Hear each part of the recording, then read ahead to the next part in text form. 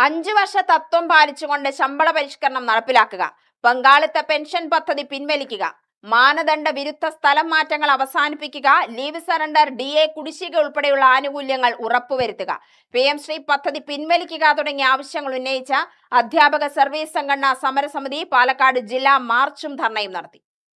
UDF government കഴിഞ്ഞ സർക്കാർ നിയമിച്ച ശമ്പള കമ്മീഷന്റെ കാലാവധി കഴിഞ്ഞിട്ടും അത് പുനഃപരിശോധിക്കാത്തതും, കഴിഞ്ഞ സർക്കാർ പ്രഖ്യാപിച്ച അശ്വേഡ് പെൻഷൻ പദ്ധതിയെ അട്ടിമറിച്ച് പങ്കാളിത്ത പെൻഷൻ ശക്തിപ്പെടുത്തുമെന്ന പ്രഖ്യാപനവും ജീവനക്കാരുടെ പ്രതിഷേധങ്ങൾ വർദ്ധിപ്പിച്ചതായി സമരക്കാർ ആരോപിച്ചു.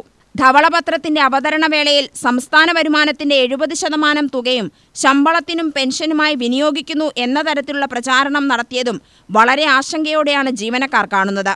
5 വിളക്കിൽ നിന്നും തുടങ്ങിയ പ്രകടനം പാലക്കാട് സിവിൽ സ്റ്റേഷന് മുൻപിലെ സമരപ്പന്തലിൽ അവസാനിച്ചു. സമരസമിതി ജില്ലാ കൺവീനർ MC ഗംഗാധരൻ സ്വാഗതം പറഞ്ഞു.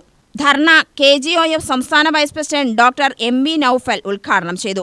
മാനദണ്ഡ വിരുദ്ധമായ സ്ഥലമാറ്റങ്ങളെല്ലാം തന്നെ അവസാനിപ്പിക്കണമെന്ന് സമരസമിതി കേരളത്തിലെ സർക്കാരിനോട് ആവശ്യപ്പെടുകയാണ്.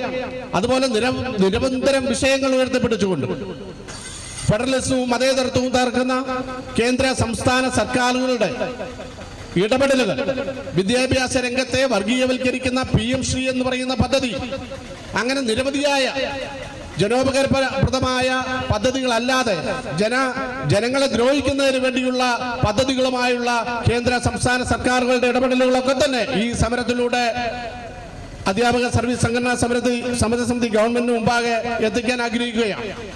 സമരസമിതി ജില്ലാ ചെയർമാൻ K മുകുന്ദകുമാർ അധ്യക്ഷനായി. S Jyothi, NN Prajitha, A Amjad Khan, Vinod Kumar, N Satheesh Menon എന്നിവർ സംസാരിച്ചു. ജോയിന്റ് കൗൺസിൽ ജില്ലാ സെക്രട്ടറി MS അനിൽകുമാർ നന്ദിയും പറഞ്ഞു. UTV news Palakkad.